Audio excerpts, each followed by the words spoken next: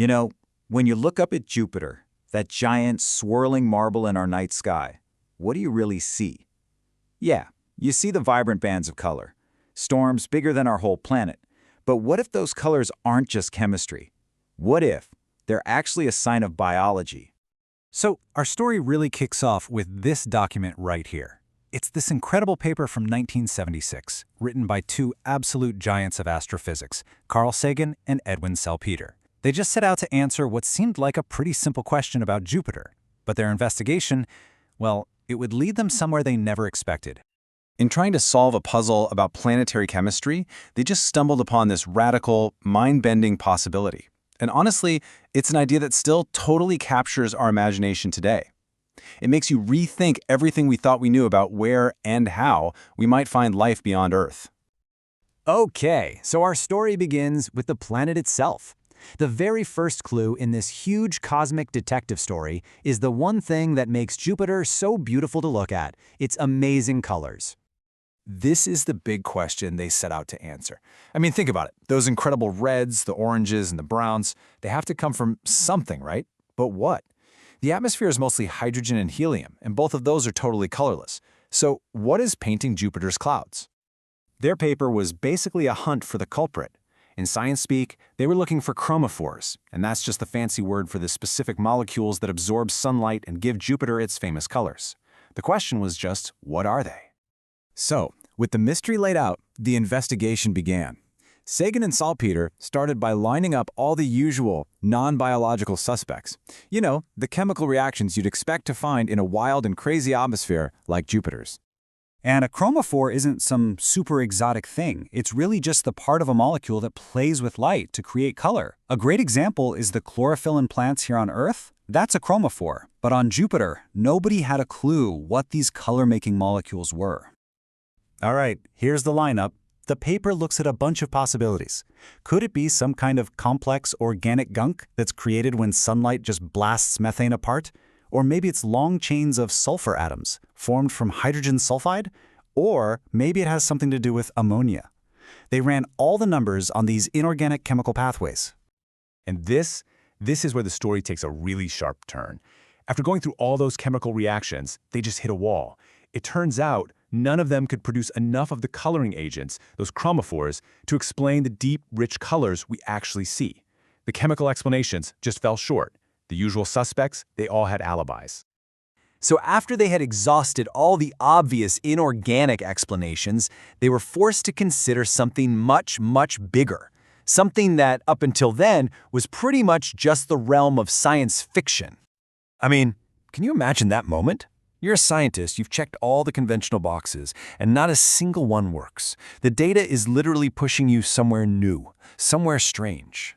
You have to be bold enough to follow that evidence, no matter how wild the destination is.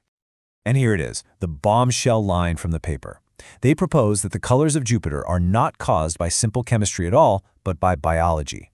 That the chromophores are inside these huge multitudes of microscopic organisms just floating in the clouds, absorbing sunlight and, well, living.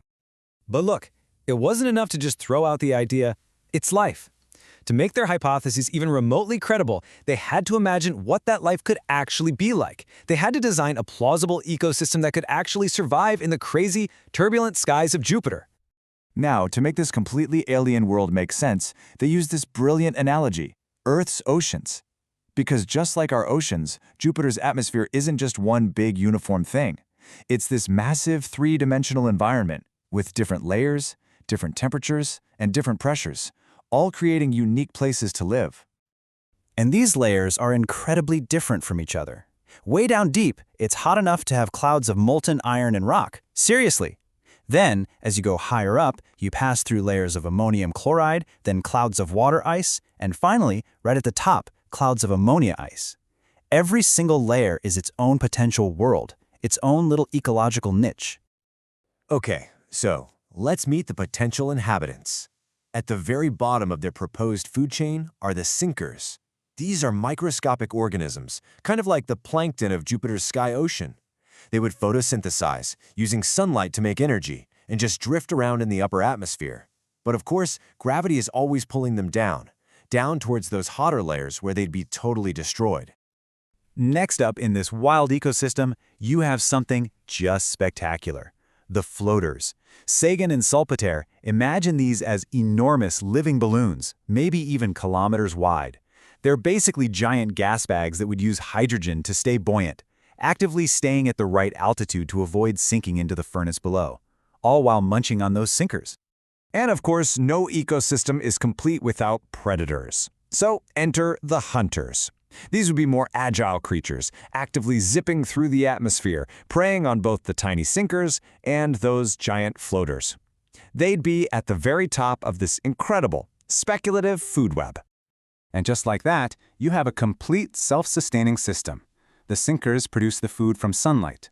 The floaters eat the sinkers, and the hunters eat them both. See, it's a closed loop, a totally plausible ecology designed from the ground up for the clouds of Jupiter. So after laying out this absolutely incredible vision, the paper brings us right back to the central question.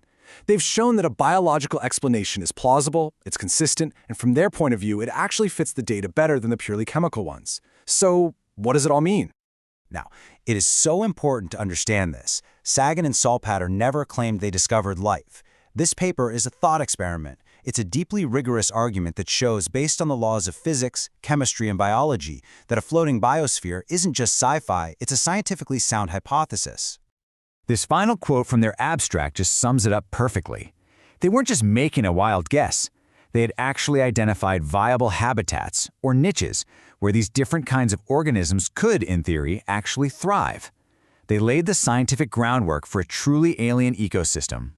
And so, this nearly 50-year-old paper leaves us with a truly tantalizing thought. We spend so much time and energy looking for life on rocky surfaces, right? Like Mars or some distant exoplanet. But maybe, just maybe, the first life we find will be right here, in our own solar system. Not on the ground, but floating in the colorful, mysterious clouds of Jupiter.